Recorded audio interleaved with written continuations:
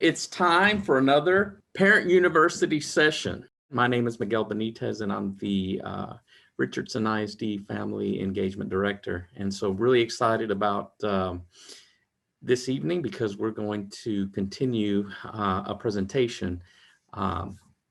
So at this time, what I like to do is I want to turn it over to Nicole Woodruff. Nicole, do you want to introduce yourself to us and what we have in store for this evening? Absolutely. Hi, everyone. My name is Nicole Woodruff. I am the in-home parent trainer for Richardson ISD.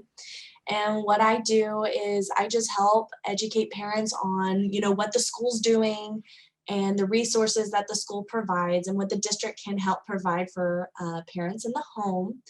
And we mainly work with the special student services, and through our autism grant that we are lucky to receive, we get support from STAR.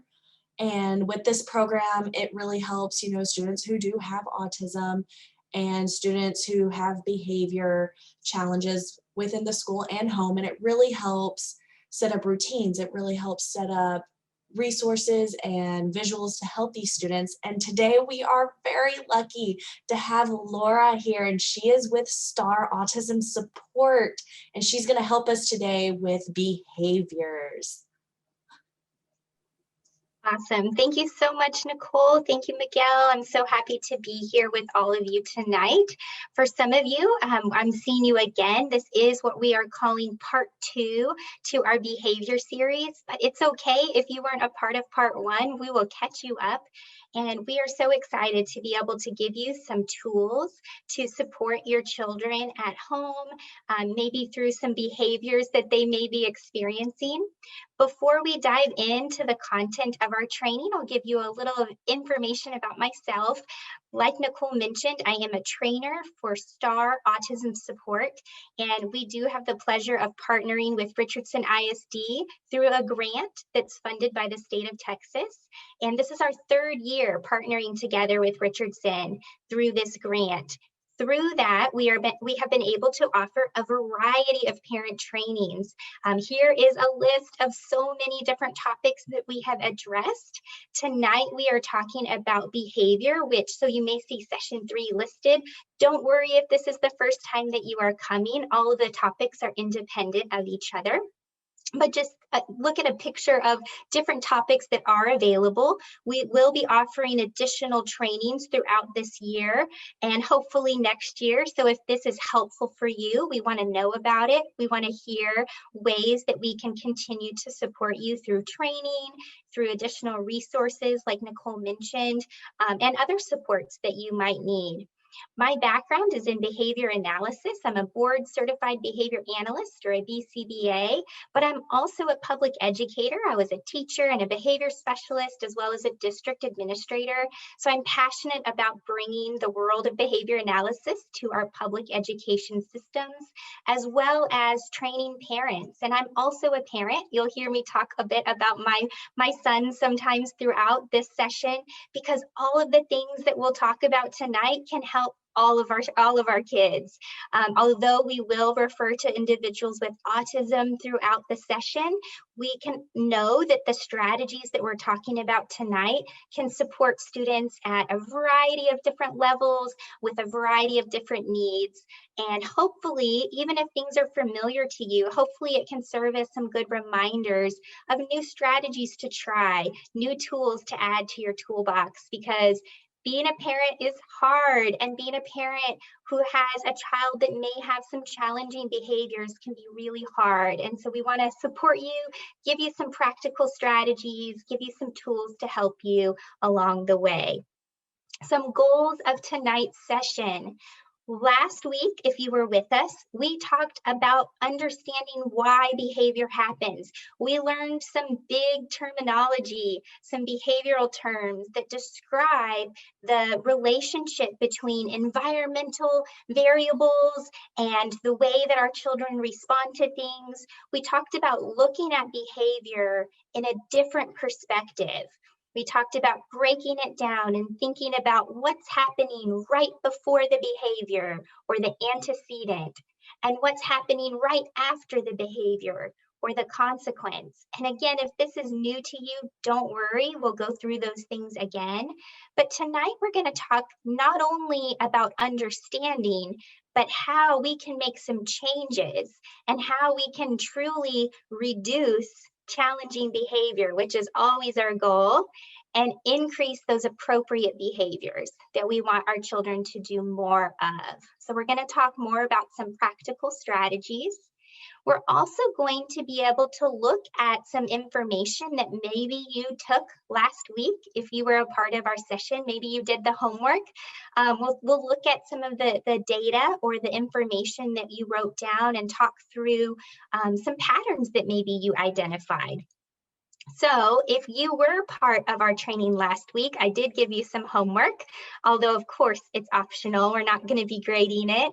We gave you a chart that will just help you to start capturing when some challenging behaviors are occurring and help you to start identifying some patterns.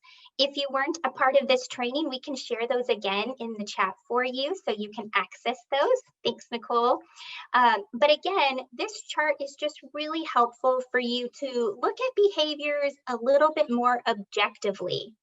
I don't know about you, but when my kids push my buttons, when my kids engage in some challenging behaviors, I may not always be looking at things objectively. And so it's a really good idea to start making some notes of when behaviors are occurring, what happens right before the behavior, what is the behavior, what happens right after the behavior, so we can start to understand why it's happening. And once we start to understand why, we can decide on making some changes. We can try to put in place a plan to help the situation instead of just having it occur again and again. So again, we're not going to worry about going through all of this information. If you did fill it out and you brought it with you, we will have some time at the end that we can talk about that, answer any questions that you might have. But again, know that the tools that we are giving you can help you to look at things a little differently. And if you did fill it out, if you did do that homework, look through what you've written down and think about, did the behavior usually occur at a set time or a certain location? Or are there certain things that your child's trying to maybe obtain? Did they always occur, those behaviors always occur when they wanted something, or when they were trying to get out of something, or when they were just seeking some attention? And when you look through and scan through the things that you wrote down, you might start to notice those patterns. We talked last week a lot about how behavior serves a purpose. And behavior is actually a form of communication, which can be hard, again, because oftentimes we get frustrated and we don't maybe catch the full message. We just see the result of the behavior. But when a behavior is occurring, when challenging behavior especially is occurring, we definitely want to ask ourselves some questions. Like, what is my child trying to tell me? Or how can I teach them a better way to tell me that? Oftentimes, our students with autism and other language-based disorders may struggle with that. Even students that have a lot of language, even our older students, even adults, when we get frustrated, sometimes we have a hard time using words to fully express our needs and fully express our frustrations. So sometimes it comes out in the form of some challenging behavior. So first, ask ourselves, what are they trying to tell us? And then we're going to focus on teaching them a way to tell us that message in a more appropriate way.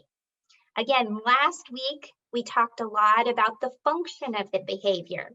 Do they want access to something, their favorite toy, the candy bar in the grocery store? Are they trying to get out of a task that they don't like? An escape, maybe, behavior. Or are they trying to just get attention? Sometimes that happens as well. So again, we can use the ABCs of behavior. We can use that chart that we shared to look for those patterns to try to figure out what they're trying to tell us with their behavior so that we can focus on the next step, which is the critical step, teaching them a better way to communicate. So let's talk a little bit more about those ABCs of behavior. Remember, this is how we can look at behavior more objectively. Instead of just looking at a situation as one big lump altogether, they had a tantrum, what we do is we take a step back and we see what happened right before, what did the behavior look like, and then what immediately followed that behavior. Those three parts is what makes up what we call the ABCs of behavior. So the first part, what happens right before the behavior or the antecedent, we often call that the trigger or something, some sort of environmental event that maybe causes that behavior. So let's walk through an example together. Meet Sam. Sam has some struggles. Right when it's bedtime, Dad says, "Time for bed," and turns off the TV. Immediately following that antecedent is the behavior, which is Sam screams and hits his dad. We've been there, right? Sometimes if our child isn't thrilled about having to turn off the TV, they might show us through something like that. Well, again, instead of just looking at the behavior of, oh, this is hard, Sam is screaming and hitting, when we look at it at these three parts, we might notice that the consequence or what immediately follows that behavior is Dad turns the TV back on and says 10 more minutes, then you have to go to bed. And I know oftentimes when we're in a workshop and we're reading something like this, we're all cringing just a little bit, going, oh no, Sam started screaming and hitting and Dad gave him more TV time. But let's be honest, in real life, this does sometimes happen. We know that it might just be easier to give them some more time because we see that they're upset. But again, if we're looking at the situation more objectively, we're taking that step back, kind of removing some of our emotions, we see those three parts and we see that immediately following the behavior, Sam's getting what he wants. So that behavior is communicating a message and that message is being reinforced. And what we know about behavior is when we are reinforcing the message, we're teaching our kids to do it again. So we can all kind of guess what might happen tomorrow night when Sam's dad says it's time for bed and they're watching TV. The whole situation might repeat itself because Sam learned that that behavior gets him what he wants. It accomplishes that need. So in that scenario, the consequence or that third part in the three-part series is that Sam gets 10 more minutes of TV time. So again, what did Sam just learn? He learned that screaming and hitting behavior works to get him what he wants. And that if he doesn't want to have to turn off the TV, he can communicate it that way. Let's talk through another example of, again, breaking a behavior down into the three parts. Meet Sally. Sally is at dinner with Mom. Mom says, time for dinner, and points to Sally's favorite food on her plate. That's the antecedent. That comes right before the behavior. So right after that, right after Mom says time for dinner and points to Sally's favorite food, the behavior happens, which is Sally walks to the table and sits down. Now, sometimes when we see this, we're going, well, that's not a bad thing. If you were with us last week, you learned that behavior, by definition, is anything a person says or does. So these same principles can be applied for the things we want our kids to do more of as well. So again, when we look at something more objectively, we can start to identify some patterns of what's working. So in this situation, Sally walks to the table and sits down, and immediately following that appropriate behavior is that she gets her favorite food. So in this situation, the consequence is that she gets to eat her favorite food. So what did she just learn? She learned that that behavior works for her, right? The sitting down behavior, the coming to dinner behavior is working. She's being reinforced by that. So the same principles we can use on, again, those good behaviors and those challenging behaviors, but the more we understand them, the more we can make some changes to make those positive behaviors go up and make those challenging behaviors go down. Because I think we could all agree that if we were Sally's mom, we'd be excited that she came to the dinner table and sat down. And when we look a little deeper and we find out why that happened, we would probably understand that she was reinforced by that appropriate behavior by getting her favorite food. Now, of course, we know she's not going to always get her favorite food, and we'll have to talk about that another time, but we've learned that strategy. When we reinforce a behavior we want to see more of, it is more likely to happen again. So let's go back to Sam for a minute, because of course that's a situation we do want to change, right? We do want to fix that situation. So the first question we need to ask ourselves is, what do we want Sam to do instead of screaming, or the replacement behavior like we talked about last week? So we all don't want Sam to scream and hit the whole time, right? We would rather him use a more appropriate way to communicate his needs. Ultimately, we'd love it if Sam turned off the TV and went to bed, right? That's our goal. We would love it if that happened.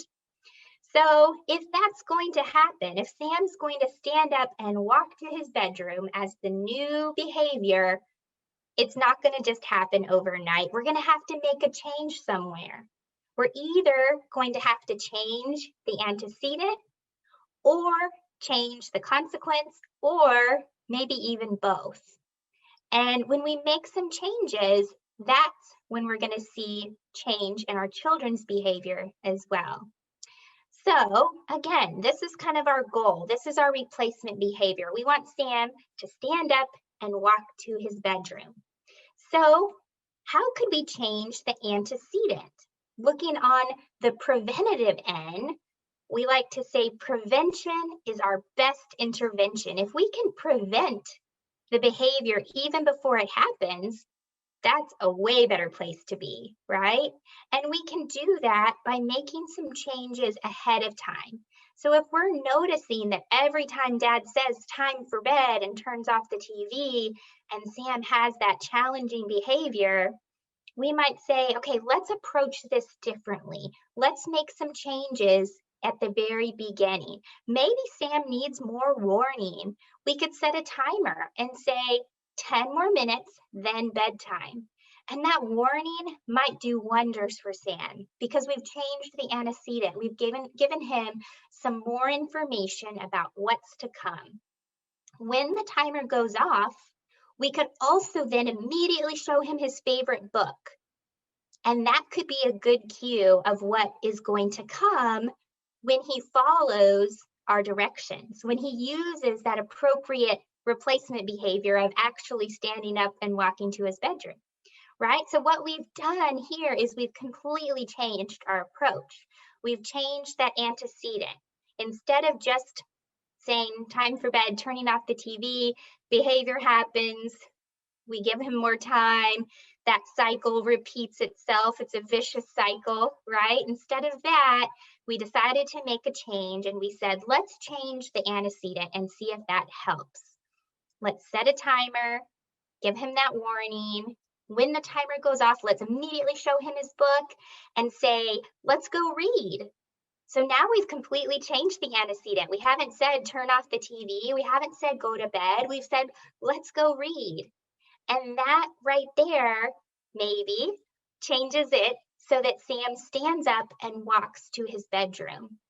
And again, we know that this is an example. We know that this may not be as easy in real life, but consistency, knowing how to make a few changes over time, we are going to see some behavioral change. Also, we can change the consequence. So instead of reinforcing the screaming and the kicking with more TV time, instead of that, we can reinforce that appropriate behavior of standing up and walking to his bedroom by immediately giving him his favorite book to read before bed. And although it may not be as reinforcing as the TV, we've changed the approach. We've now provided some more fun, some more reinforcement to make that challenging behavior less needed. We've made it more fun to engage in the appropriate behavior. And the more we do that, the more we kind of set up a routine, we're going to start to see that challenging behavior not happen as much. We're going to start to see that appropriate behavior be displayed more, because Sam's learned when he does that, he gets something fun.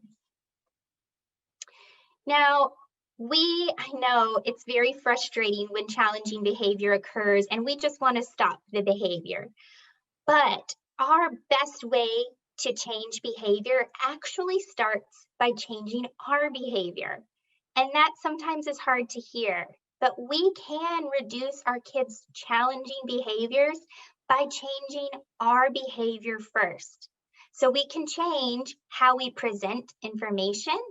We can change how we respond to what they're trying to communicate to us. And when we make those changes, we will see behavioral change. It may not be immediate. We may have to have a lot of patience, but it will work because, again, we are working to teach them a more appropriate way to communicate. We're working on changing the way that we are responding so that we're not reinforcing those inappropriate behaviors, but really reinforcing the appropriate ones. So let's talk a little bit more about antecedents.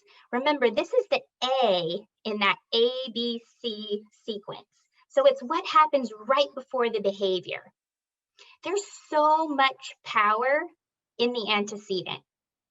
Again, this is our preventative power. This is where we can try to avoid some of those tantrums, right? We know that's not always the case. We know sometimes tantrums happen and we've kind of missed that opportunity of prevention. And we'll talk about that as well. But there are a lot of strategies we can try in that antecedent side, in that preventative side. One of those is by using visual supports to give our message. Students with autism and other developmental disabilities, language-based needs, even young children, even older children that maybe are frustrated, they respond really well to things displayed in a visual message. Think back to a time that maybe you've been frustrated, and if somebody told you something verbally, you might miss some of that message. But if you saw something written, it might be a little bit easier to understand. I know for me personally, I've been in some new and unfamiliar situations throughout this pandemic that have had different procedures that I'm trying to figure out, and that can feel really stressful. Maybe you go to a new grocery store or you haven't been for a long time and you go and you're trying to figure out what you're supposed to do. You're already feeling really stressed. If somebody were to just tell you verbally, go stand here, put your stuff here, do that, you might feel really overwhelmed. But if there was a sign that gave you that information visually, it might be easier to receive that message because you're already feeling overwhelmed. The same thing is true for our kids. If we can convey a message to them visually, especially if it's a stressful situation, we might avoid some challenging behaviors because we've made our expectations even more clear. So visual supports answer a lot of questions. They tell our child, what am I supposed to do? They help them to know, what am I really supposed to do here? They can also tell them where they should go. If we're telling them that we want them to go to bed or go take a bath, we could show them with a visual and they would see that message and maybe understand it more clearly. Or if they're a reader, we could maybe write out the steps of what they need to do, and that message might be conveyed a little bit more clearly, and we may avoid the challenging behavior that happens when we just tell them. Again, because we're answering all these questions through the use of visual supports. I love this one that's listed here, that's shown here. It's called a first then visual. Many of you are probably familiar with this. This is a great tool to add to your toolbox, because if we are asking our child to do something that maybe they don't want to do, but we can visually show them what's coming immediately following that, that may help reduce that challenging behavior just because we've changed the antecedent. So instead of saying you have to go read and that's it, we could say something like first books, then game. Or for a child that has more language, maybe we write it out and we give them an opportunity to check it off. First, I'm going to complete my reading, then I get to play my video game, right? And if they see that coming, that might reduce some of that stress and anxiety. They may not even display the challenging behavior that they've had before. And again, prevention is our best intervention. So if we can display our message differently and avoid that challenging behavior and eliminate that need for them to communicate to us that they don't want to do it, then that would be great, right? That would be a great place to be. Here are some other visual ideas for you. All of these visuals, by the way, that I'm showing you are available for you through our program, which I will share with you at the end. So if you see things that you're like, oh, that would be helpful for my child. I know oftentimes we immediately go to Google or we feel like we have to make things ourselves. So we are going to give you a lot of free resources tonight, or show you where you can access some free resources as well. So here are some additional visuals that you can use in that antecedent side of the three-part behavior series.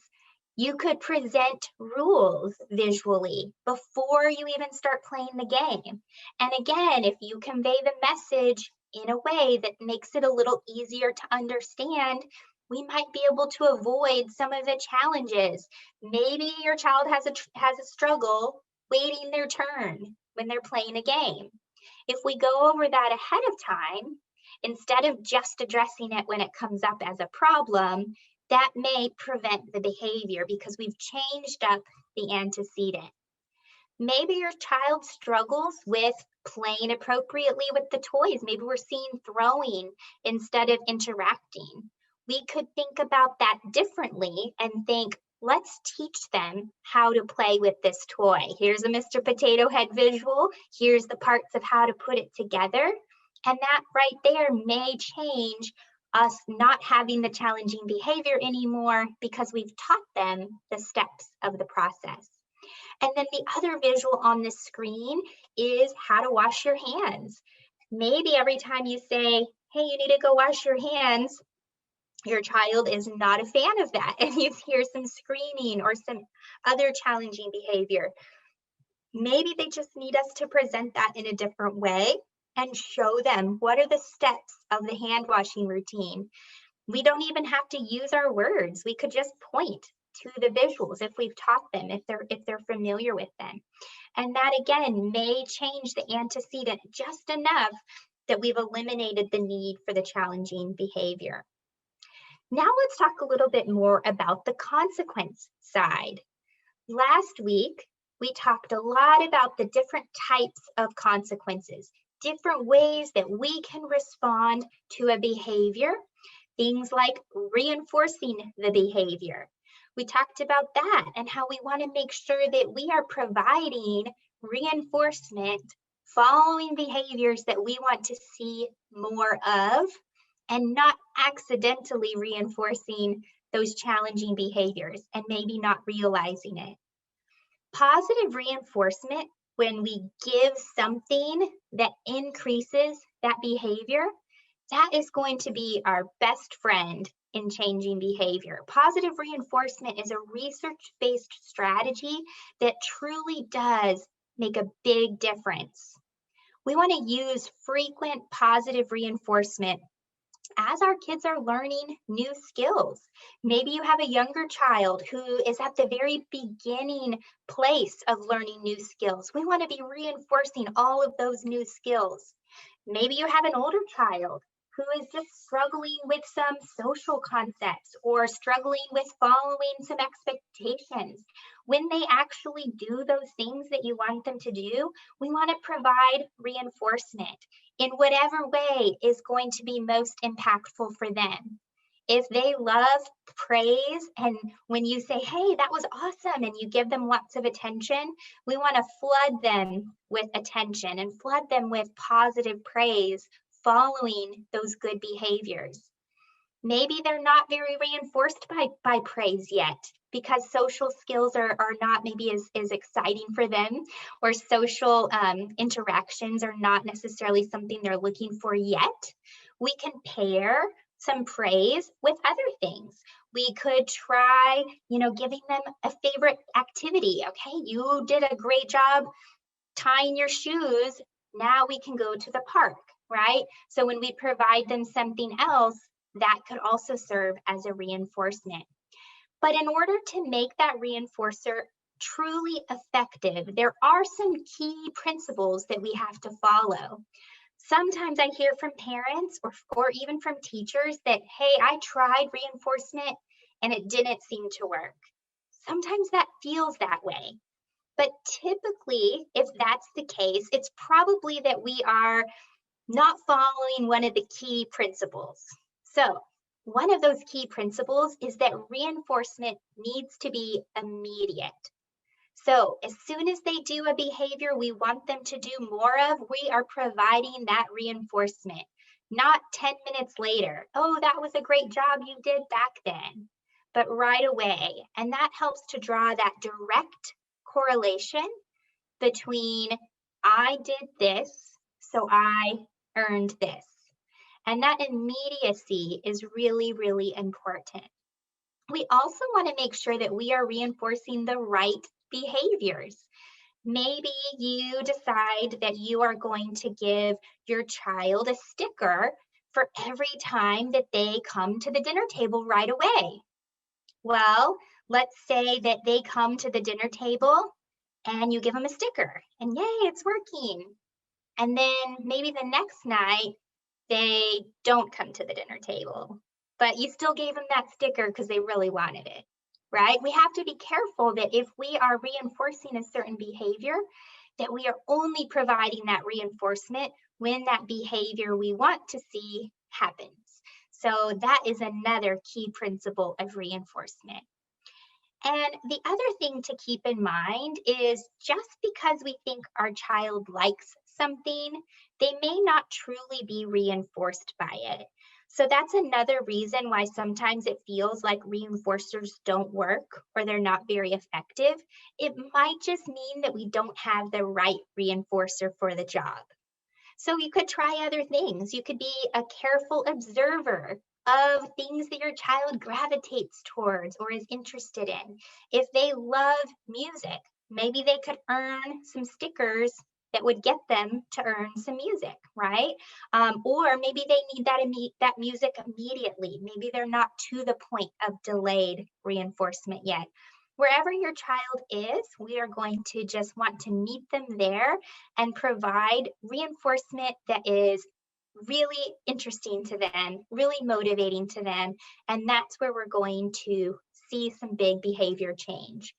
One other tip for you, if you're really trying to change a behavior, let's say your child screams whenever they don't like something, and you're trying to teach them to say no instead, or no thank you. Every time they say no or no thank you, we need to reinforce that behavior all the time, right? And every time they scream, we don't want to reinforce that behavior. And by doing that consistently over time, we would hope to see some really big change. But if we're using some reinforcement like this, some positive reinforcement, maybe we reserve a special item, a special reinforcer only for that behavior of saying no thank you or using their words appropriately. And when you hold a reinforcer and keep it special for that one situation, it makes it even more desirable. Let's say your child loves goldfish and you were going to give them a goldfish every time they used the restroom. Well, if they got goldfish all day long, it's not as motivating, right? They get a little bit tired of it. So again, reserving it for that one thing that you're really wanting to change will make it even more impactful. So those are some tips about positive reinforcement. And again, that's a form of consequence in the sense that that can come right after the behavior. Some additional tips for you. This picture right here is called a token board. If you're familiar with this concept, it's this idea where we can provide immediate reinforcement. Like I said, you could give them the penny or a check mark or a sticker that leads them up to a bigger reward. So maybe they love going to the park. Well, the reality is we can't go to the park every 5 minutes, right? So they could earn a penny or a check mark or a sticker, however you're going to use it. And then once their board is full, they could then go to the park. So that is another great tip on how we can reinforce those appropriate behaviors using a system like a token board. They are also, it's also important to add social praise to that. I mentioned that sometimes our kids are not super reinforced by social praise alone, but if we pair it with things that they like, eventually we might just be able to do social praise by itself. And that would be great, right? That's a lot easier to give a little subtle thumbs up. The way to get there is to pair it with something else. All right, let's talk a little bit more about teaching a replacement behavior. So again, to back up and review a bit in case you weren't with us before, we talked a lot about how behavior is happening for a reason. Behavior is serving a communicative purpose. We need to figure out why so that we can teach them a better way or a replacement behavior. Something that we are okay with that could still meet that same need. And we really want to reinforce that replacement behavior and not provide the reinforcement to the inappropriate behavior. Now, when we're first starting this process, we might feel like it's not working. And the reason for that is because we do have to spend some time teaching the replacement behavior, because if they already had that skill, they would have been using it instead of the challenging behavior, right? Or maybe they have the skill, it just hasn't really been reinforced. So we need to spend some time reinforcing it so they do it more. So the first tip is teach those replacement behaviors at home first, before we practice them in other environments that are maybe less familiar. We can even set up opportunities to practice them. That's going to be a lot more successful if we really build up those skills at home. So again, if every time we give them a food that they don't like and they scream, and we're trying to teach them to say no thank you or trying to teach them to ask for something else, we're going to want to practice that and teach that at home first before we try it at a restaurant, right? Because again, a familiar location, a comfortable place like home is going to be a great place to start. They've probably had a lot of opportunity to practice those challenging behaviors. And again, that's nobody's fault. That's just been what's working or what's worked in the past. And I'm a parent too, and I've studied this stuff, and I definitely see that in my kids, where they've had many opportunities to practice those challenging behaviors. One of the favorite ones at our house is those delay tactics before bedtime, right? Where they're avoiding bedtime. And when they do it over and over and over again, they have many opportunities to practice and to learn that that skill works.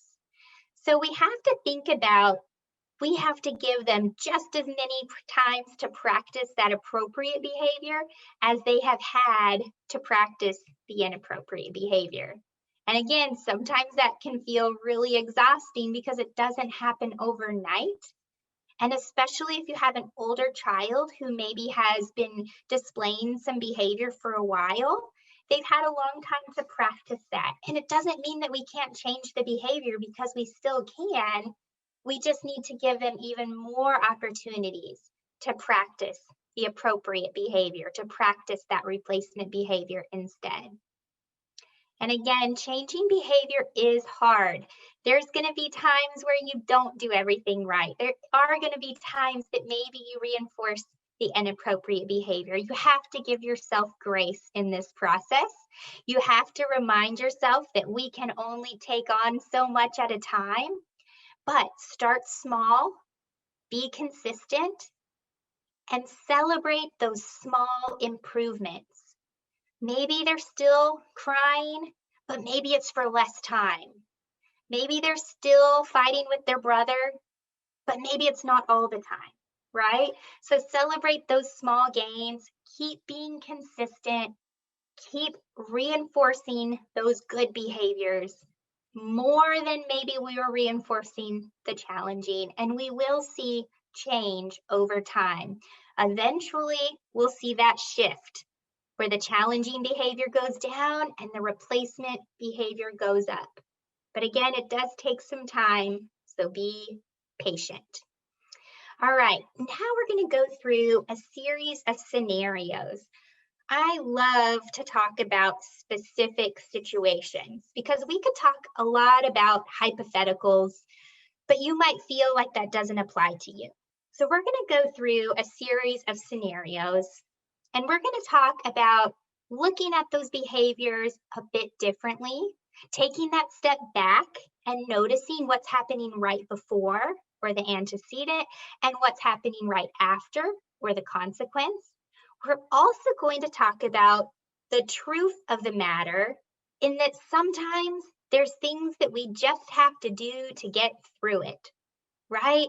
Sometimes we're already caught up in that mess, and we need to have some strategies we can do in the moment. But it's a very, very valuable practice to get into.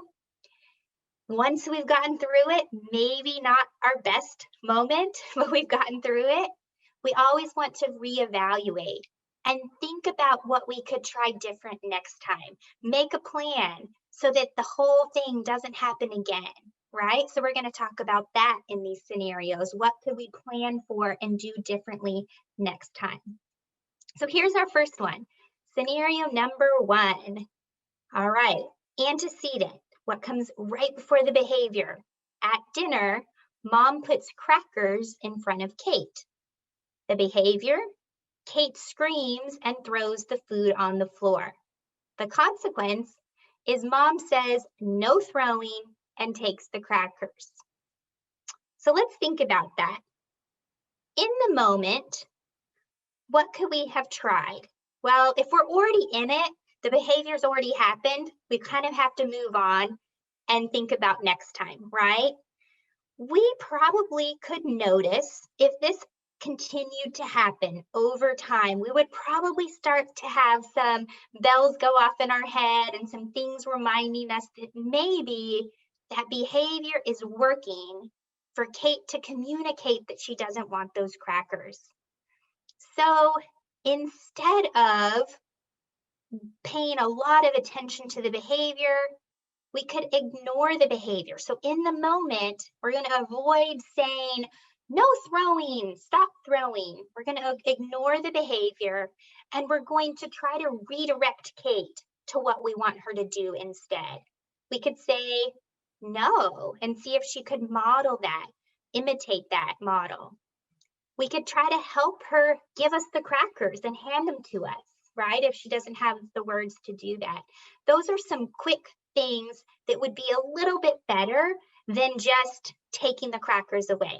So again, if you're in that moment and Kate screams and throws the food on the floor, in that moment, it's already happened, we could quickly try to prompt her, help her, to say it a little bit more appropriately, either with words, no thank you, no, or by handing us the crackers, right? Something like that would be a little bit better than just immediately taking the crackers away because she screams.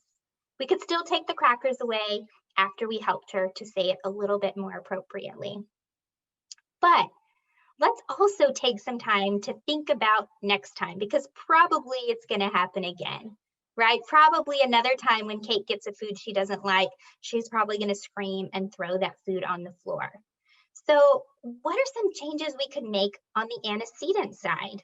Well, obviously, instead of giving her the crackers, we could give her something she likes. That might change it, but that's not always practical. And maybe we're trying to work on getting her to have more foods, more food choices. So instead of just offering the one option, maybe we offer her multiple choices. This little circle that you see here is called a choice wheel. We use that a lot when we show our students choices where they can choose, make a choice. So we could present that to Kate and we could say, what do you want to eat? And crackers could be on there, but other things that we know she might want could be on there too. And what we've done is we've reinforced this appropriate behavior of her communicating more appropriately by pointing to the picture, by handing it to us, by talking, whatever ability level is where she is.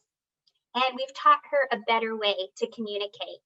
We could do a similar approach with a picture that says no, right? So even when she's frustrated, we could teach her to hand us this picture that says no, and we could practice that. We could give her something she doesn't like and immediately help her to hand us the no picture.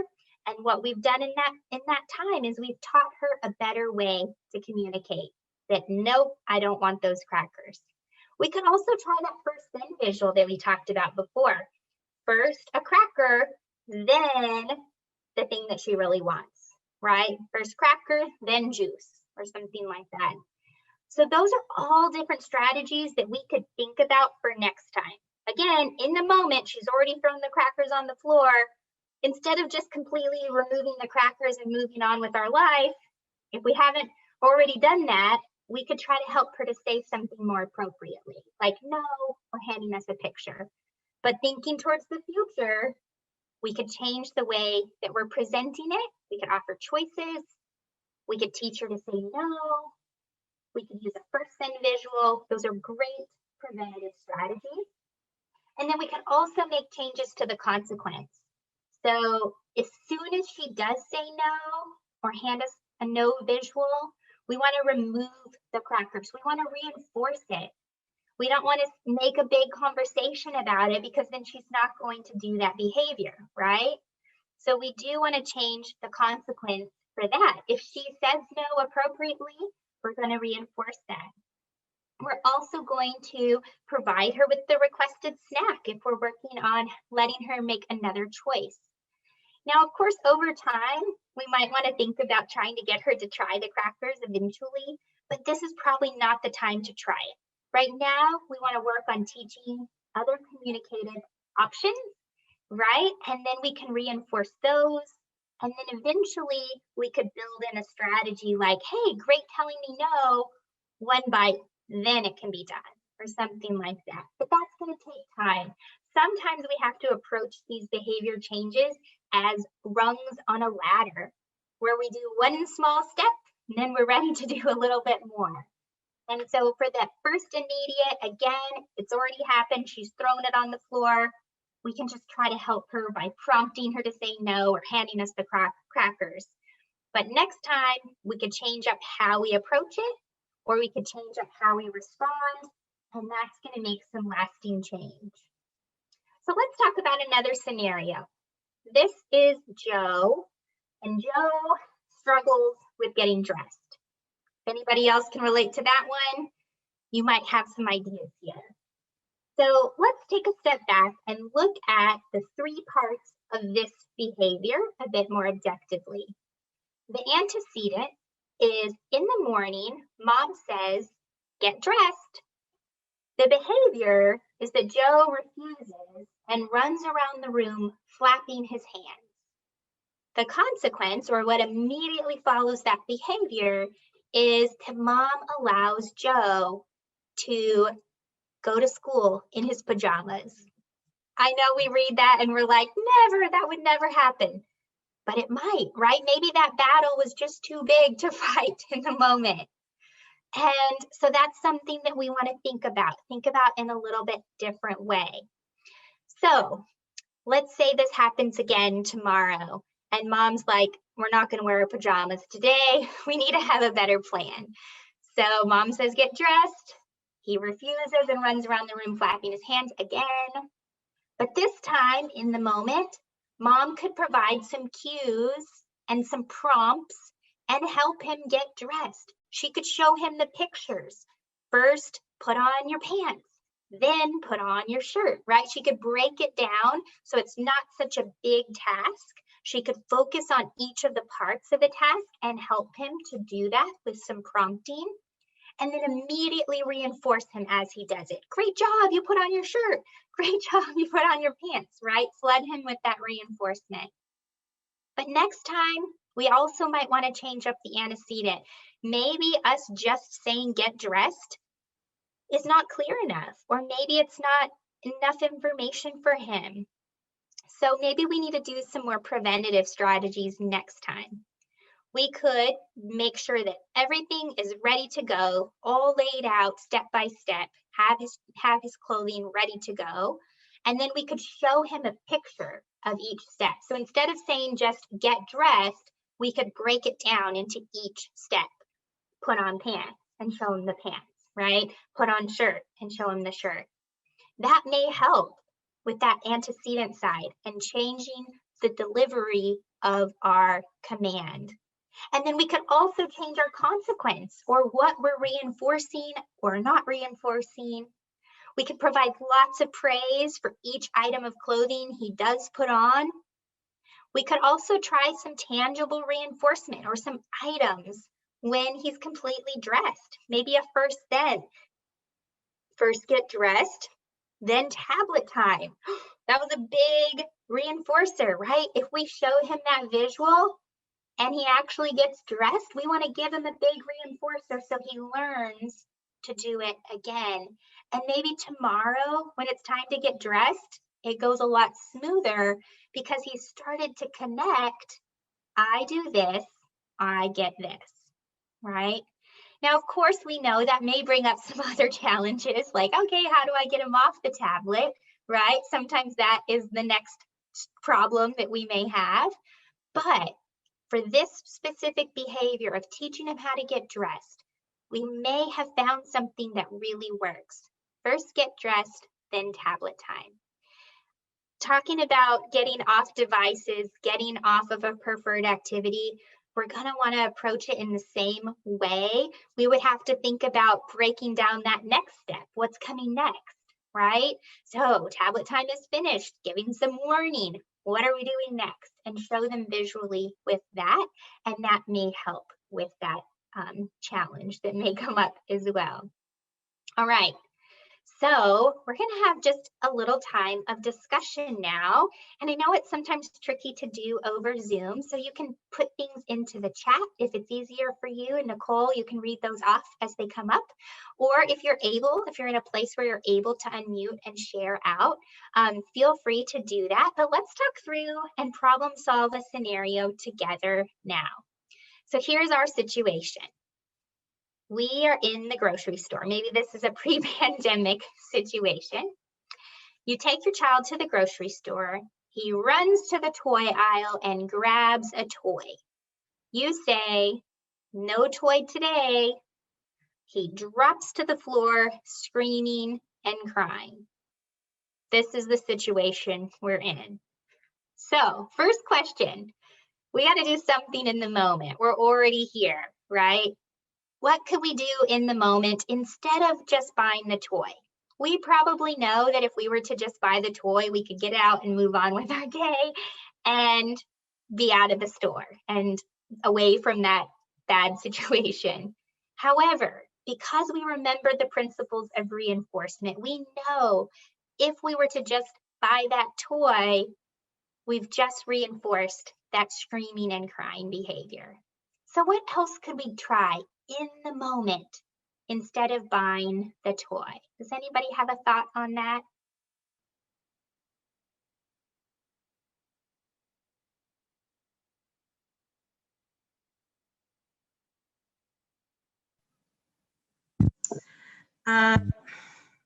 Well, this is what I usually do. Hi. Hi, thank you so for much having for me here. It's my first time, but what I typically do with Nicholas is and he goes straight for the Hot Wheels. I let him have it, and then we go on, for the rest of the shopping trip. I usually try for him to he'll pick more than one thing, regardless of whether it's the Hot Wheel or something else. So I let him have the smallest of whatever he picks, and usually is a kindred egg. It's smaller, and it's not that much candy in it. So for me, it's a win-win. He drops a toy, he gets the egg. But I don't know if I'm doing the right thing because I'm still giving him something. Right. Example, thank you so much for being brave and willing to share. You hit on some really valuable things. So in the moment, he's got the toy. Sometimes we allow him to maybe carry it with them through the store because we know it's easier, right? Sometimes we try the trade approach where it's like, no toy or no car today, but you can have this instead, right? Or you can choose one of these things. Those are good strategies to try in the moment. Also, prompting him a more appropriate way to ask instead of crying or getting upset. I see that you want something. You can have the kindred egg or you can have this lollipop, but you have to say, I want blank, or may I have it please, or something like that, right? If we give him some modeling of an appropriate way to ask instead of just throwing himself on the floor, we do want to reinforce that. And if you're okay with that and you're like, it's not very much money, it's not very much candy, I'm okay with that, then that is a great place to be, right? So it's all about what are we reinforcing. If he's having the fit on the ground and you're like, okay, no Hot Wheels, but you can have this, then we are reinforcing the fit on the ground, right? But if it's, I like this car, I'm going to carry it around with me, and we're kind of okay with that in the moment, and then we get to a place where there's some other things and we say, you can ask me if you want one of these, right? And we show him how to do that. Or maybe we use a visual that shows him, I want kindred egg, right? And again, then we're reinforcing the appropriate requesting. And if we're okay with that, then that sounds like a great strategy. So just be cautious and thinking about what are you reinforcing? What's coming right before him getting that kindred egg? Does that help? I used to just tell the girls, we're not buying anything. We're just going to the store. This is what we're going to get. That's it. But with Nico, being autistic is being completely and absolutely different. A lot of tantrums, a lot of screaming. So I'm literally molding to to make it better, not only for him not being so frustrating, but for me not being so hard, because at times it is hard. So I find it easier to just do a trade. I would like to get to the point where I can say, we're not getting anything. This is what I'm gonna get, and that's it. We're not buying anything, and for him to be okay with it. But we're not quite there yet. It's a work in progress. So remember the ladder analogy that I gave, where sometimes we have to start on the bottom rung and we're working up the ladder, right? So maybe you need to start with that trade, and that's where we are. But then we could maybe add in some things that he has to do first. Maybe a little visual routine of what we're going to do when we go to the grocery store. We're going to walk to the produce aisle and pick out the bananas. Then we're going to go and get the bread, right? And he could have a little kind of schedule showing him what he's going to do, check it off, follow it as he goes through it. And then when he does it, he could automatically get the kindred egg. So that makes it really fun. We're going to the store. I have some clear things that I need to do, and then I get this reinforcer, right? So what we've done is we've made some changes. We've kind of put the ball back in our court instead of him just deciding if and when he wants something and he just getting it, right? And so we've shown him these are the clear expectations of what we're going to do, but when you do them, you can have this. So that's another kind of next step. So maybe for now, it's the trade and being really careful that we're only allowing him that option if he's appropriately requesting, right? Or appropriately showing us some quiet behavior or wherever he is. And then maybe the next step is we have to complete two simple tasks in the store. Go get the bananas and go get the bread, and then we get it, right? And we could still ask appropriately too. We could still have him do that. And then maybe the next step of the ladder is that we have to complete some more steps. Or maybe it's showing him that we're going to complete those steps and we're going to get a sticker or a star instead. And then we're going to come back and do the grocery store again tomorrow and get our next one. And if we get 2 stickers, then we can get our egg. And that could be a way to slowly, gradually increase the times that you can go to the store without buying something, but it's not going to be able to happen immediately unless you're ready to deal with the other side of it, right? If you're like immediately removing that bandage of not getting anything, he's probably going to get really frustrated. So we always want to take that stair-step approach, gradually making a few changes, gradually increasing how much we're asking them to do, but always making sure that it's very clear. And we're using some visuals, we're using some preventative strategies like pre-teaching and showing them what we're going to do. And that's going to make a big difference. We always want to get the ball back in your court so you don't feel like you're having to give in to every single demand, right? So thank you so much for sharing. That was a perfect example.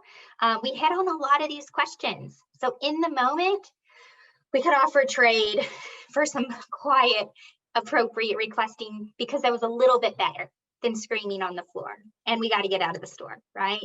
Then thinking for next time, we could teach him how to follow a routine of the grocery store and then get something. Or we could teach him how to use words to appropriately request. Or we could teach him how to follow a little chart where he earns stars or stickers and then gets his big reward after multiple times at the grocery store. Those are all strategies that we could try eventually, maybe in that stair-step way. But again, keeping in mind that we're reinforcing the things that we want them to do more of, and we're giving them the tools that they need to be successful by setting up the situation the best that we can. And sometimes we're exhausted and we're not ready to do it. So we're going to pick the times that we can't do it, right? We're going to set up a time that we're like, hey, I am not in a rush today. This is a good time to practice. That's going to be the better approach. All right, here is another one. The situation. Your child is playing with a dinosaur figure. For if you have an older child who's past the stage of dinosaurs, you can replace that with playing on their iPad or with their phone or listening to music, right? You can replace that with a variety of things.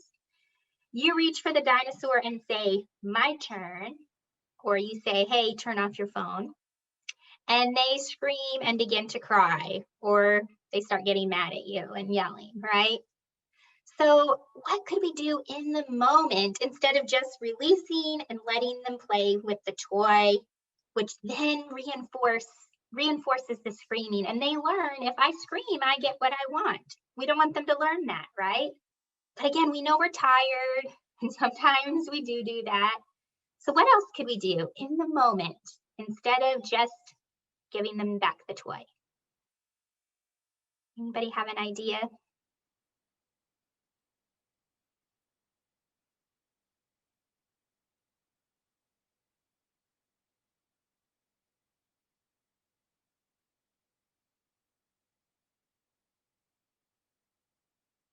Okay, I'll give you guys this one. Instead of just immediately releasing the toy, maybe we immediately prompt them. We say, my turn, and try to get them to repeat us. Or we even do this, my turn, and help them do that.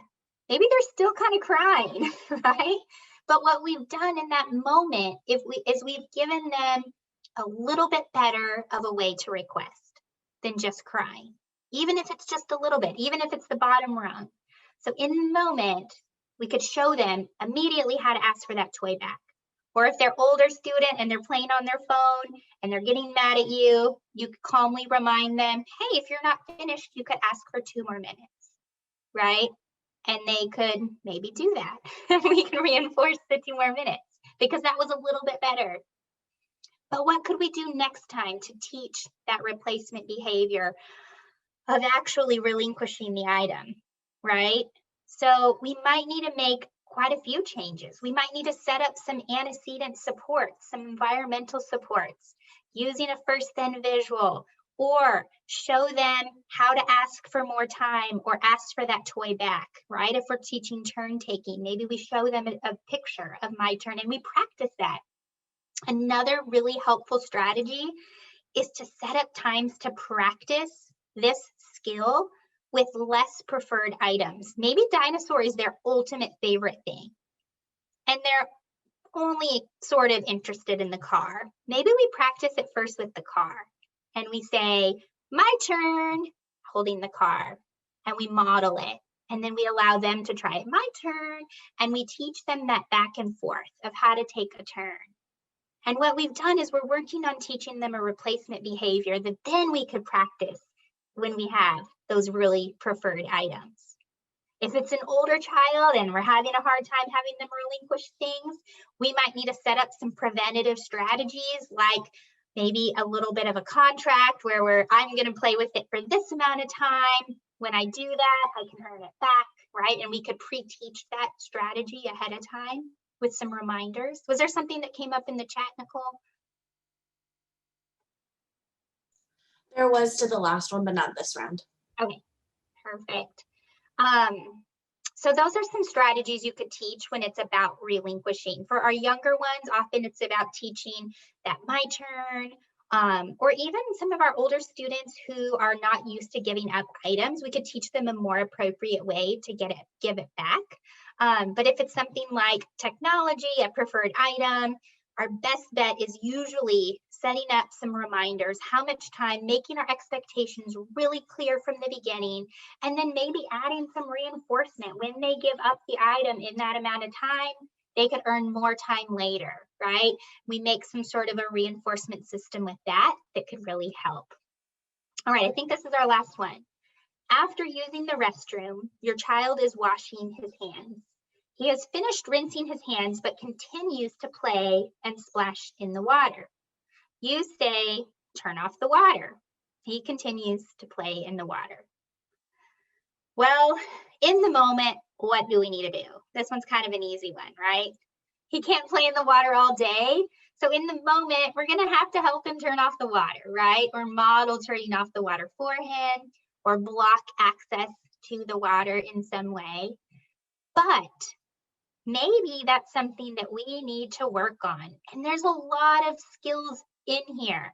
There's a lot of things that we could think about. Is it that he just loves water and he doesn't want to give it up? Or is it that he just has a hard time following our instructions, right? And he's not maybe following that cue. Maybe it doesn't just happen with water. So if that's the case, we need to start teaching him how to respond to our instructions. And we could do that preventatively with easy things. Do this, do this.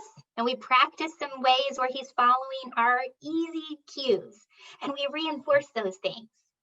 Then we could try that with the water. Do this and show him with turning off the water. And because we've taught that really common phrase of do this, and we've reinforced that, he might be more likely to use that appropriate behavior.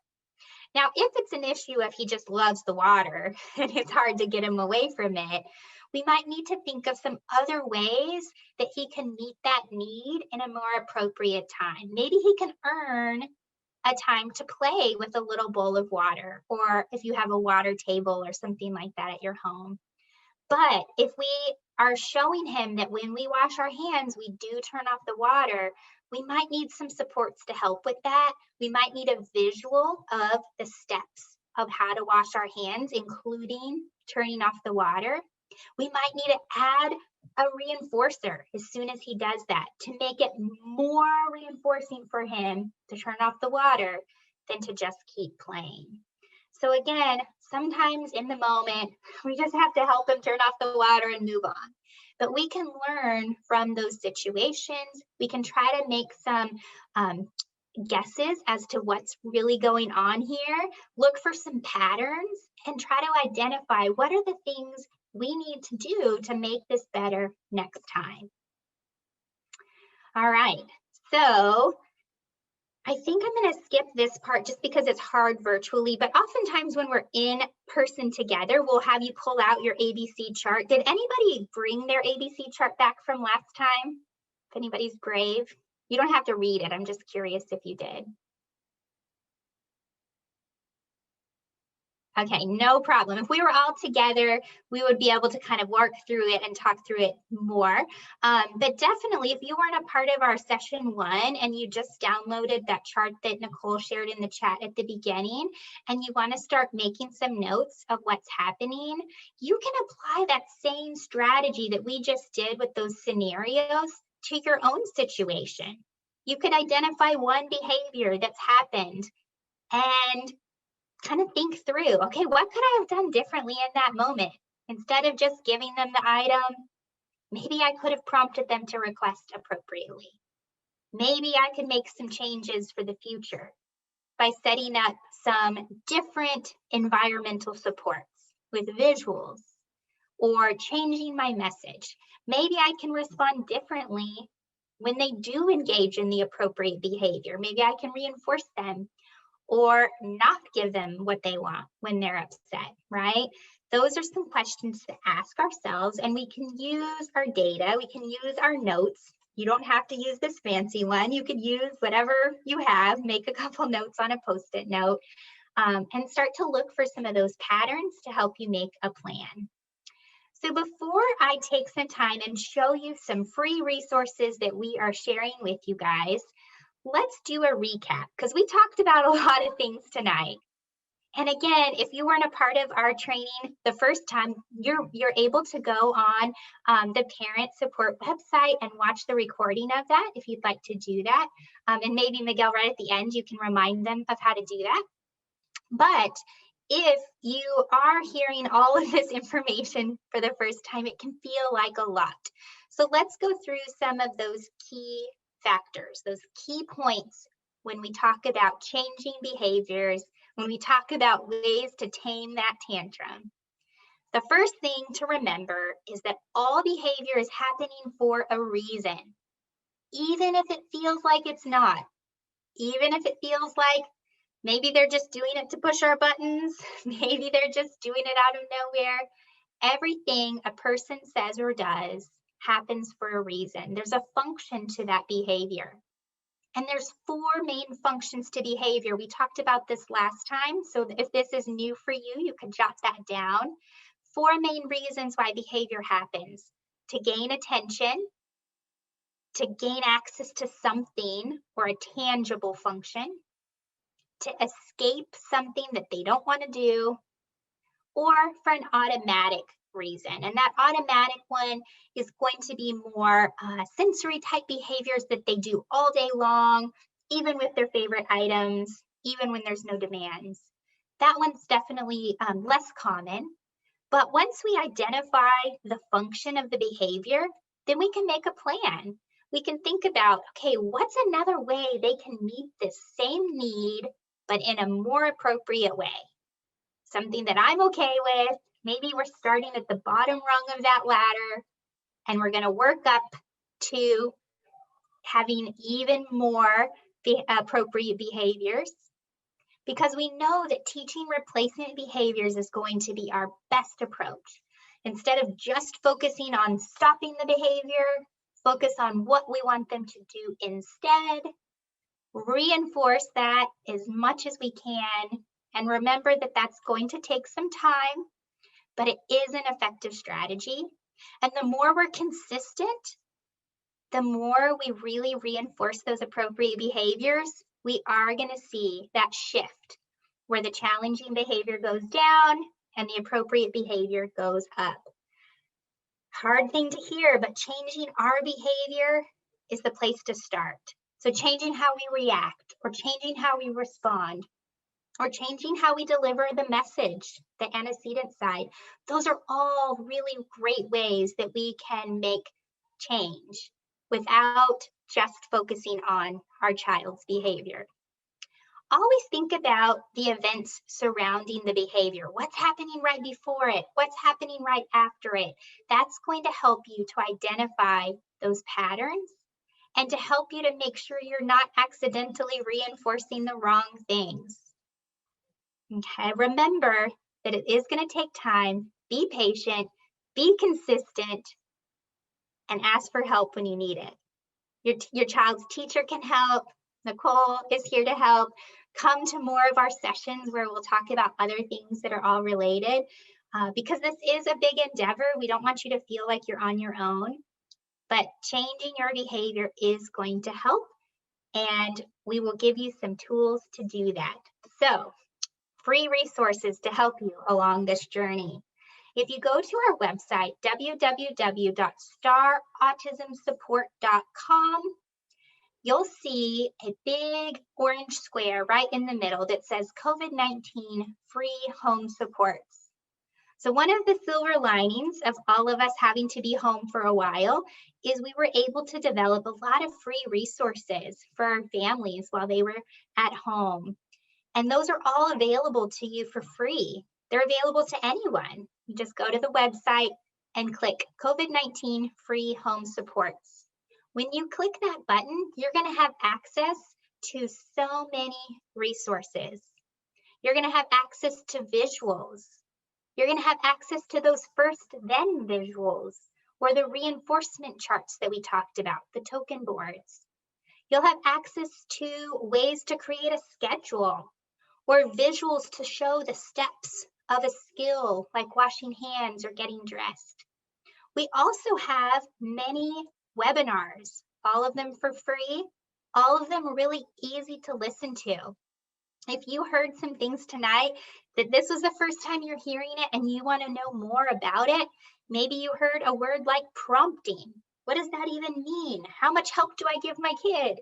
We have a free webinar about that. You could go to our home support webinars and watch that. Maybe you want to know more about reinforcement and helping to motivate your child to do those replacement behaviors that we talked about.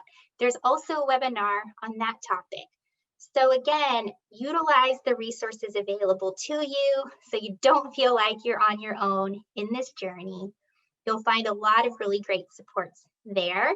I'm actually going to, after I get to my next slide, I'm going to stop sharing and walk you through how to get to that website, because I think seeing it in real life is really helpful. Before I do that, we are going to give you a couple minutes for questions. I've left a little bit of time for that. We'll come back to that in just a second. And then we also have an evaluation that's an electronic evaluation. Nicole will put that in the chat. We are funded through a grant from the state. Like I mentioned, we're able to bring trainings into Richardson ISD for the families, and we report back through a variety of different data measures, including feedback from trainings that we do, and we get that through our evaluation forms. So we greatly appreciate your feedback. If you'll click that link tell us how you felt about the training. Also give us information if there's other things that you need or other series that would be really helpful. We use that information in developing our next steps as well. So please fill that out. And now I'm going to stop sharing my screen and share with you really quickly how you would go to that website, because again, I think it's really helpful to see it in real time, not just on a slide. So here I am, I'm on an internet browser. I went to the website up here, starautismsupport.com. Nicole, if you haven't already, will you put that up? You already did. Nicole's put it into the chat, starautismsupport.com. When I go to this page, this is what I will see. This orange box right here that says COVID-19 free supports. I can click on that. Once I click on it, I have access to lots of great resources. I have access to those webinars that I mentioned on all sorts of different topics. They're really easy to watch, short, really helpful. I have access to visual supports. If I want to bring in some more visuals to help with what I'm doing, I have lots of access to those. Here's those token boards that I mentioned, behavior supports, first then icons, visual schedules, lots of great tools available there. So please take advantage of those free resources. We love to share them with other people that you think might have want access to them as well. And we still have a little bit of time. So if you did bring back your completed data form and you want to talk about specific situation, or maybe this is the first time you're joining us and you feel like you have a few questions, feel free to let us know. We'll have a little time of question and answer. And if you need to run and get your kids to bed, we understand that too. And we just thank you so much for joining us tonight and are so appreciative of you being here. Maybe before we start the Q&A, Miguel, do you want to remind them about the parent resources that you guys have? Absolutely. Thank you so much, Laura, for that wonderful presentation. I think, Nicole, you added those links to that site, but I do want to also share my screen and show you how to get to that parent corner. So let me go ahead and share this screen with you, and let me just add a new screen here. I'm just going to type in Richardson ISD, and that's going to take us right. Well, it'll take us there anyway. We can just open the website, and what you'll see, of course, we've got some great information. You'll click on parents, and this will also give you some wonderful information, some wonderful resources here about Parent Corner and a lot of our digital tools and resources as well. Feel free to peruse through that. And then we've got, of course, our Parent University and our video library. So when you scroll down, you'll see here, you'll be able to register for upcoming sessions. And then here they are. So you'll just click on them. Here we have our University Behavior in the Home Part 1, which has already been posted for you. So, but thank you so much, Nicole, for getting those links out to our families who have participated today. But if for some reason you just didn't get them, you can always go to our website and get that information. Or you can just type in your search engine www.risd.org/parent corner, PARENTCORNER, and it will take you right there. So I'm going to stop sharing my screen and come back to our meeting. Anyway, so I'll go ahead and open it up for any Q&A, any questions that you may have for Laura or for Nicole.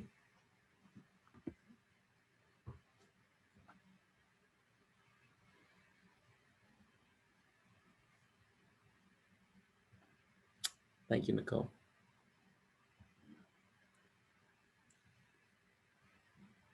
Any questions? Great time. You've got the expert here, so I would ask.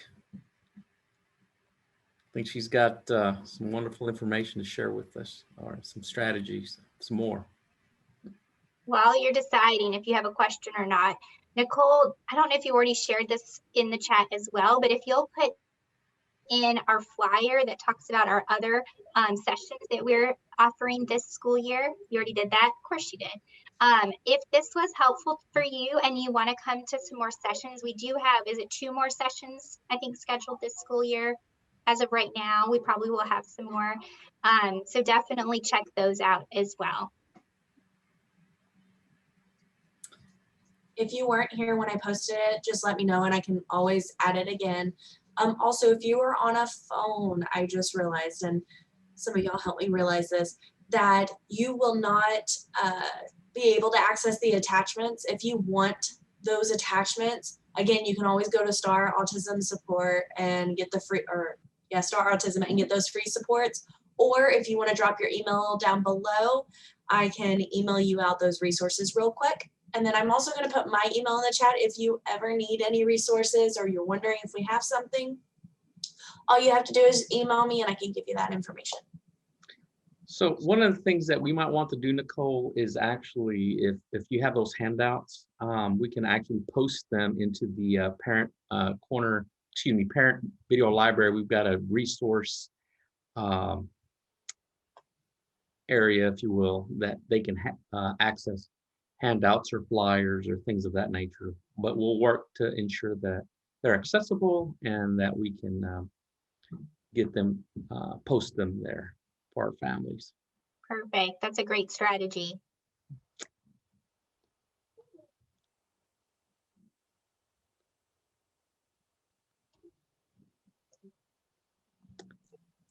I did have a question. Oh, I'm so sorry. Go ahead, Nicole. In the chat, and it's just to kind of explain my title. So I am what's called an in-home parent trainer, and I help service families who have students who are in the special education within the school district. And what I do is I help with the parents and I help with the teachers, and I like to think of myself as a little bridge, and I kind of help with the communication, the socialization, behavior and self-helps within the home and the school. And I kind of just help bridge that communication, like I said, and I bring what's working in the school into the home, or I help communicate and facilitate those resources to make sure that we have those generalization of skills in the school and the home. So that's what an in-home parent trainer does for Richardson. I hope I explained that well.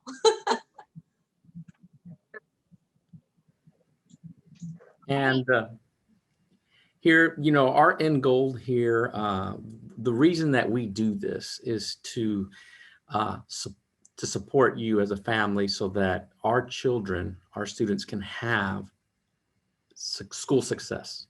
At the end of the day, we want them to be successful. And the way we help you with that is that we provide these types of informational sessions to help you with that. So just know that we really are very passionate and really we're passionate about what we do, but we want our families to succeed and our students to succeed. So you know, it's important for us to share this information with you, and please let your neighbor, your friends know that you know, Richardson ISD is putting this out to our communities and our families so that we can build stronger schools and stronger communities. So and our schools will help us do that. You know, they're part of that.